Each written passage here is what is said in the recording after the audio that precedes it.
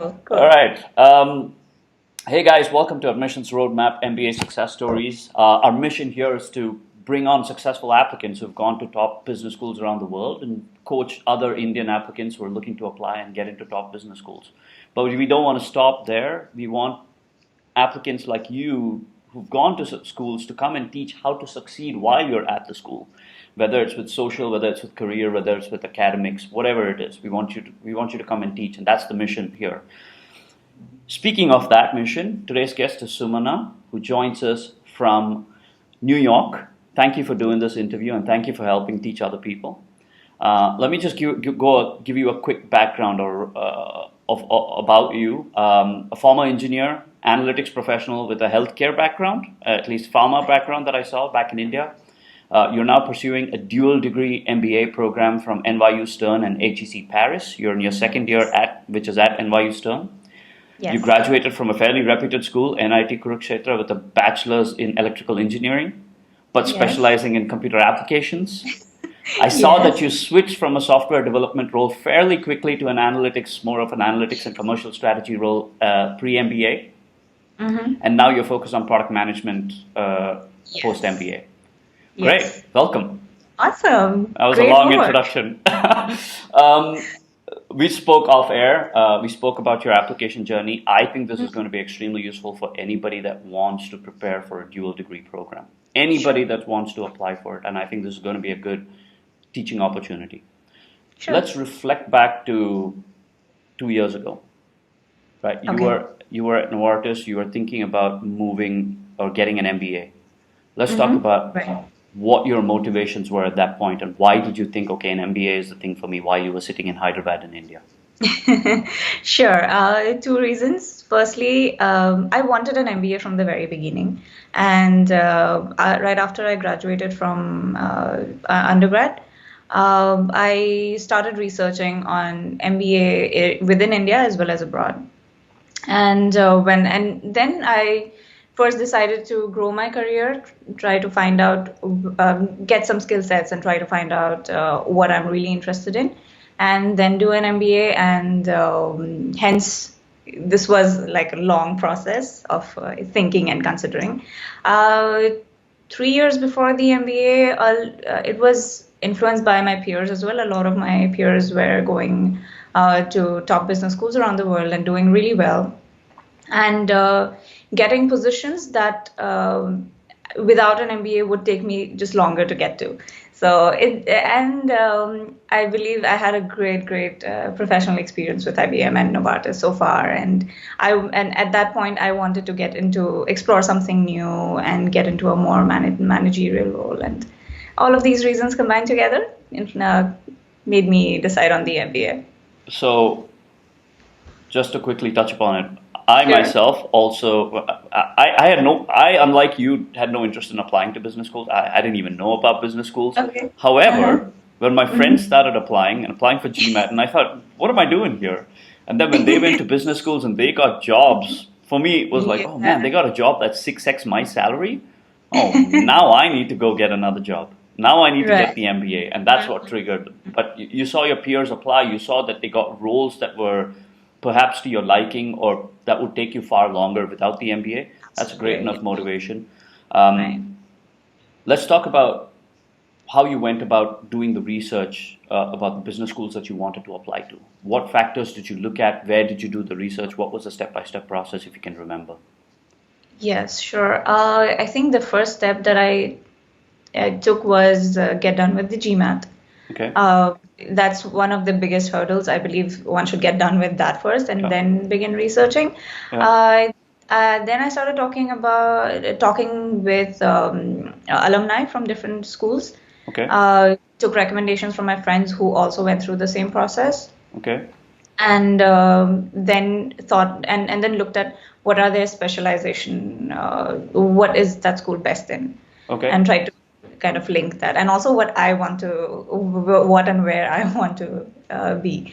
So I wanted to be in great places, Okay. which is part of the reason why I chose HEC Paris and NYU Stern. Got it. But more importantly, I wanted to go to very globally known schools. So Okay. shortlisted my schools based on their global reputation as well. And then I looked at, and then I went by alumni feedback. Okay. We'll talk about the alumni feedback that you got or what you did in order to talk to alumni to understand about the school. But before that, what were your goals at that point? How did you know this is what I want to do and therefore I want to get there? What were your short-term goals or long-term goals that you were thinking about during the MBA application process? Like we say in an MBA, you can change industry, function, country, geography, right? Right. So I wanted to change all three, and Okay. that was Wow. my motivation behind doing the MBA. And a lot of people do that though. But did you write that in the essays? No, definitely Okay. not. Oh, you want me to? You want Yes. me to? Okay, but that's good. No, My we'll essay. come to the essay part a little bit later. But it's good to see that the Yeah, yeah. motivations were that you wanted to be able to change all three, which is great. And you knew that that opportunity was not available in India, correct? Right. Okay. Now let's go to the research process. You knew you wanted to change all three. You started speaking to alumni from schools in locations that you preferred, Yes. right? And schools that Had specialize global in reputation. fields that I was interested in. Okay. One of them being product management. Yeah, product management, yes. Okay. And Let's talk about what you learned in the research about this particular program, which is both HEC or NYU or the dual degree program in specifically. Sure.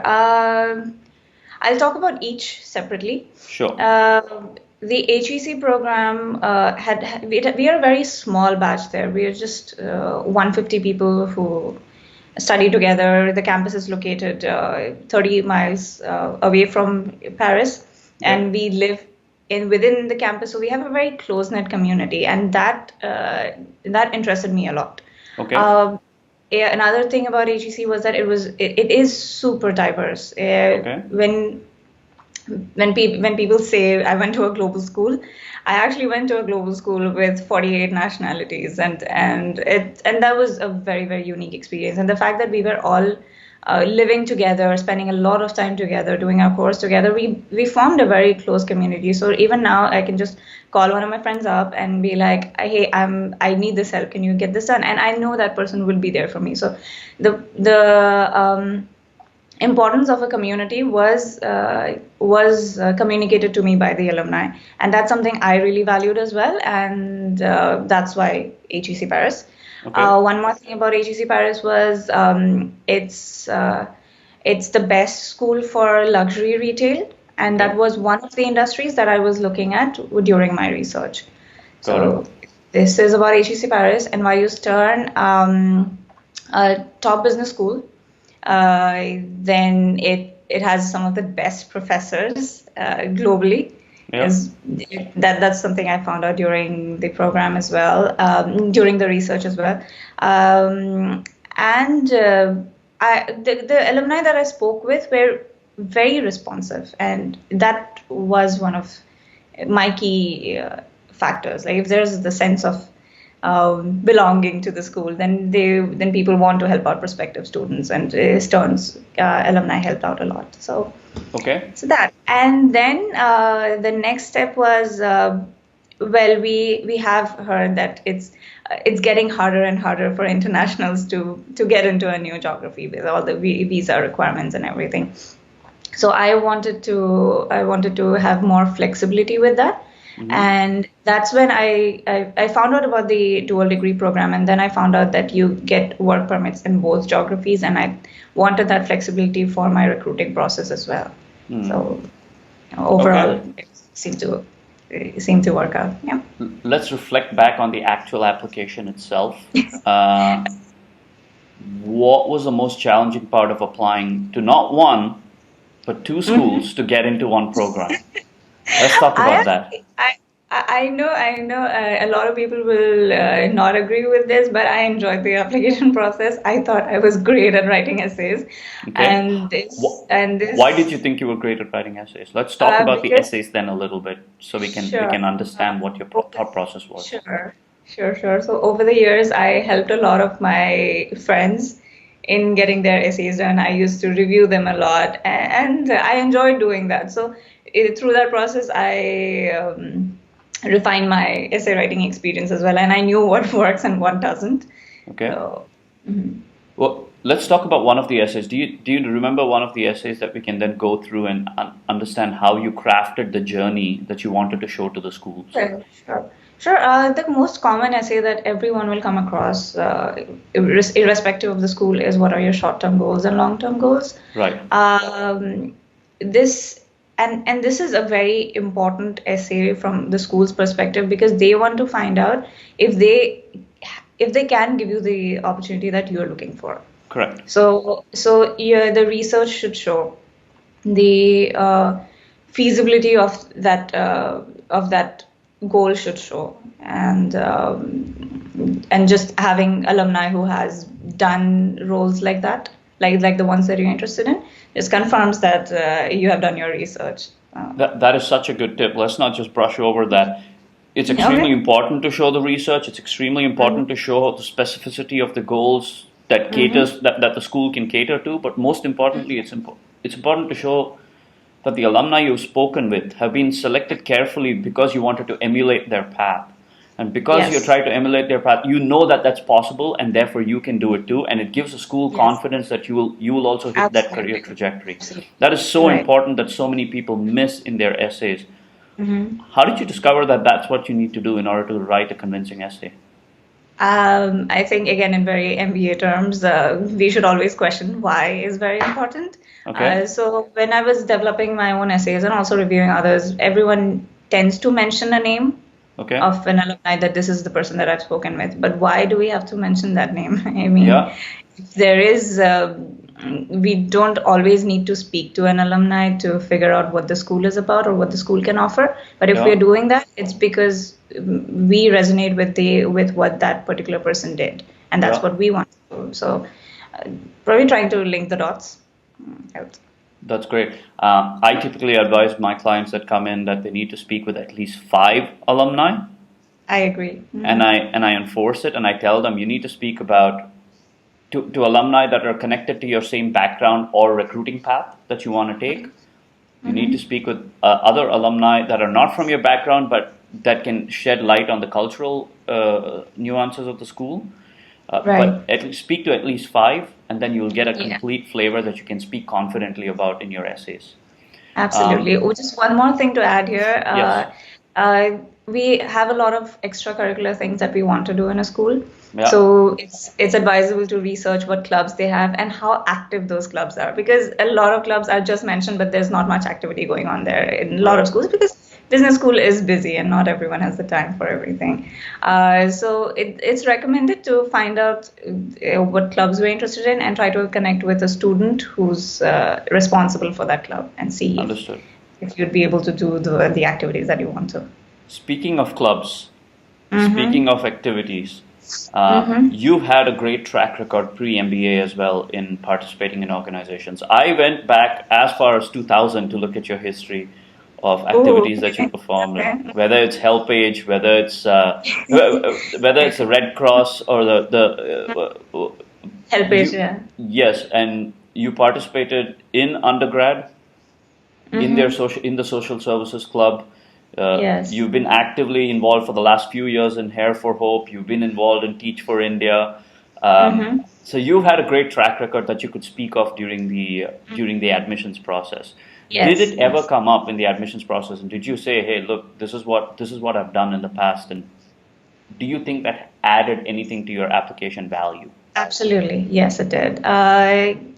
One of the things that applicants tend to do is enroll for something 1 year before application. And and I got my application reviewed by an alumni unofficially who's part of the deciding committee, the admissions committee. And he told me that's one thing that stood out about my application, that my interest in the field was confirmed through my continuous participation and involvement in such activities. So let's not ever discredit. I know we spoke off air. We won't talk of GMAT, but you told me that it's tough for Indians to get into schools these days, right? It's very competitive. I get it. But believe me, for a person who has an extraordinarily long track record. You have proven that by going into business school. And in HEC Paris, you founded two clubs, the healthcare club and the public speaking club. And you've been a Yes. teaching assistant in two classes. You've been a student Yes. ambassador for the school, all within a 1 year Yes. period. So Mm-hmm. this reaffirms if people who have track record for many, many years who've done stuff while they were in their undergrad, it's very important to talk about that in your application and talk to the track record, because then schools will believe that you will come and replicate that same success while you're at school. And you're a clear example for the fact that you've done it. Thank you. Before I go into those achievements at HEC and before I talk about the cultural nuances of each of the schools, let's talk about the interview process. Okay. Now for the dual degree program at HEC and NYU, you had to apply, you had to write essays for Nice. both the schools. Yes. Was there Yes. any essay on why you want to do a dual degree program? Because I assume there may be an essay to that effect. So how it works is you apply to one school first, and then we get Okay. accepted to that school, and then you redo the application for the other school. Okay. And the second school is the one that asks you why you want to do a dual MBA. And in this So case, you apply to HEC first. HEC And first, and then NYU. okay, and what was the interview process like? For HEC, I interviewed with two alumni, Okay. and for NYU, I interviewed with admissions committee. Okay. The pretty standard questions that are always covered are: what are your short-term goals and long-term goals? Walk me through your resume. Right. One leadership experience that you have done, and why this school, why MBA, and why this school. Okay. So those should definitely be covered for each. Right. And then I think alumni tends to make it a more conversational kind of interview. So it's good to know what's happening in the world, or Sure. or have some interesting stories about yourself beyond work to share. Yeah. It's to develop that connection with an alumni, I think, is quite important. And not just for the interview, even for a long-term process, alumni network can really help in landing the jobs that we want, that we go to for the MBA, and go to the MBA for. So I think the interview process should be an opportunity for the applicant to have a strong connection with the alumni, so that they can reach out to them again. And the alumni can actually end up being mentors, so that's amazing. With the admissions committee, what I felt was it's more of a standard process. They go by the book.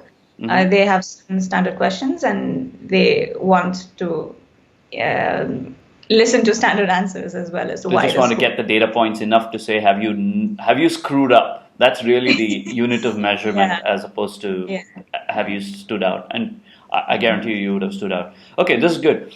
You interviewed with HEC Paris first, got an admit first, and then interviewed with NYU Stern. I assume that's the order that you went in. I have one curious question for other people that are pursuing or want to pursue a dual degree program. Let's say they apply to HEC Paris first. Does HEC Paris have a list of other programs that you can do a dual degree with? Yes, it has a number of dual degree programs. The ones that come to the top of my mind is are one with NUS. Then there's one more program with Yale SOM, and that gives an MAM program. I got through that as well. Then there are a few more that I don't remember as of now, but there are 5 to 6. Understood. Yeah, go ahead.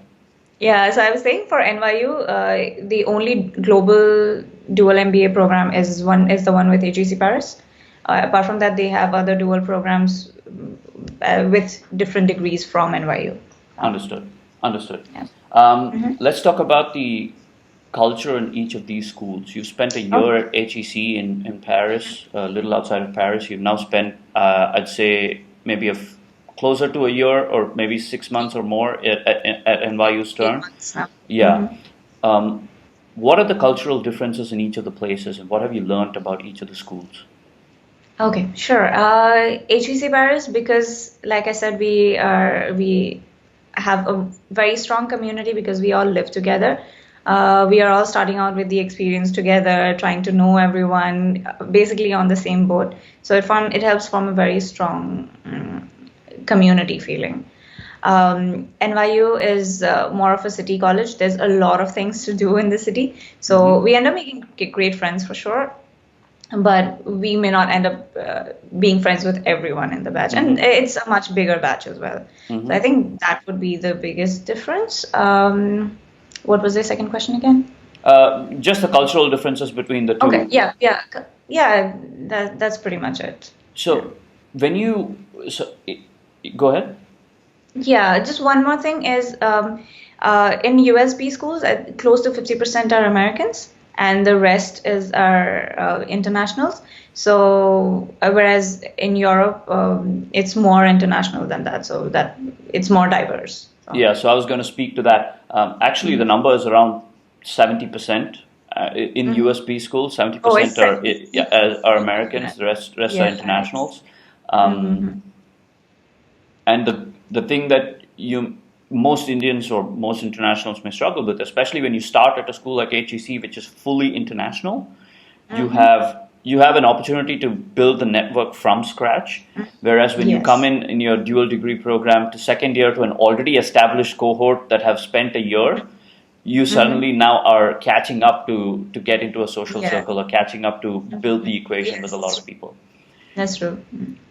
How did you balance? You've moved geographies, right? You moved from Paris to New York. You have a class load that I'm sure. You're also a member of a few clubs. You've been in Stern Follies at NYU. I was we have a show coming up, and I'm very excited about it. I was a member of Ross Follies as well, so I'm very excited. For people who are listening, Follies is like a sketch comedy and a whole palooza of fun, which students put up. You should look it up. Lots of them are on YouTube. You're a teaching assistant for 2 classes. How do you make time to balance between extracurriculars, recruiting, and academics? Okay. So before I moved in, I already started reaching out to people, so I know people already. And overall, everyone that I've spoken with have been very helpful. They've always included me in their social circles and everything. So it wasn't that hard a transition from a social circle perspective. Being involved in a lot of different things, and that probably goes back to being me. I like doing a lot of things altogether. So it's a personal choice. And specifically for the teaching assistant position, I thought it was very important because it helps grow a very know the school better and get better connections with faculty. And I wanted to get that as well. So. Okay, that's fair. And balancing time, I guess when you have to do it, you have to do it. I mean, look, I struggle. That was the biggest thing that I struggle with. I've spoken about this in other interviews, but there's something, a senior of mine named Boris Yovchev. He spoke about the triangle, which I call the Yovchev triangle, which is social, academic, and recruiting. These are the 3 competing priorities, and often. I totally agree. We can only focus on 2. 2 of those, exactly. Yeah, for me, I decided to give social a bit of not that much of an importance, recruiting and everything else more. And each person makes a very, very different prioritized call on it. I struggle because you always fear missing out on the social, but I think you have to be very pragmatic about it and very strong-willed in knowing that, okay, I know I'll catch up on that in due time. I just need to pay attention to academic and recruiting. I ignored academic completely, to be perfectly honest. I just focus on recruiting and that's it, because I knew how challenging it would be. Absolutely. You were an MBA. Sorry, go ahead. Sorry to interrupt. No, I think it becomes challenging sometimes, very often actually, when you have interviews and academics, and at that point you have to choose recruiting over academics. So all the time. That's always the trend. Recruiting first, then academics or social. That's But the you. good thing about being in a place like NYU Stern, where you're right in the heart of Manhattan, is that companies are Yes. just a step away, unless Yes. you want to search for core product management roles in the west coast of the country. In that case, you are setting Right. yourself But up yeah, for a that lot of happens work. very often. That's a big advantage here. We go for interviews in the morning and then come back to attend Class. class at 1:30. So maybe it's slightly easier to adjust. My classmates at Ross who are looking at investment banking jobs used to travel Mhm. every Thursday to New York, spend Yeah. Friday there, have to miss classes, and come back on Saturday. And they would Mhm. repeat that until they got the job. That can be extremely stressful. Yeah, Being I in the can imagine. city and just staying at the doorstep doing the interviews is still okay in already a Mhm. stressed out environment of recruiting at business school. Yes. Um, I want to talk about your MBA ambassador role at HEC Paris. What was the role that you played as an MBA ambassador at HEC Paris? Sure. So talking to prospective students, giving them the right picture of what they should expect and what they should come with and how the application process is, and also guiding students when they travel all the way to campus to explore the campus or maybe attend a class and so on. So, Okay. Um, I want to end on two notes. I mhm. want to talk about what was the toughest part of the application process, given that you enjoyed the process this much? Um, and then B, what advice do you have for other Indian Sure. applicants or international applicants that are looking to get into the top business schools? Sure. The toughest step for me was GMAT. I was away from academics, so solving math problems, sitting in one spot for 4 hours, and it's very hard to get back into that mode. And for me, GMAT was just very difficult. Completely Then understand. secondly, secondly, about what advice I can give. I think it's always good to know which ones out of the three, function, industry, geography, do we want to focus in and decide on the schools that way. Definitely attend admissions information sessions of Mm-hmm. schools. Mm-hmm. That gives a great idea of knowing the pros and cons of every school and also knowing some of your fellow applicants. Mm-hmm. Um, and thirdly, I get this question very often from prospective students asking me, what should my GMAT be? There is no right or wrong answer to that. I mean, it all depends on what else in the do you bring in your entire application. See, for And all for all viewers, all listeners, now they're thinking, mhm. oh, you're speaking so much about the GMAT. Like, guys, I want to let you know her GMAT was exceptional, all right? But we're talking about an even more exceptional profile, a great track record in the background, a unique profile. There's also gender. I mean, you're not a male engineer. You're a female engineer who chose to do something a little different in your career. You have a track record of doing things outside of school and outside of work. These are Mhm. extremely important. You're articulate and you've spoken clearly about wanting to change at least roles. Um, Mhm. I think one shouldn't discount it, and you've done an extraordinary job. Um, I want to thank you for your time. I think this has Thank you. been great. Is there any parting words that you have for other applicants? Just do your research and be prepared for an amazing, amazing, life-changing experience. MBA is just life-changing. You were super responsive when I reached out to you on LinkedIn. Clearly, you Mhm. played the role of an MBA ambassador quite well. Please reach out to her if, in case you need advice on life in Paris or life within HEC or at NYU, and I'm sure you'll be happy to help future applicants. Thank you so much for doing this. Definitely I happy. appreciate it. Thank you, Ashwin.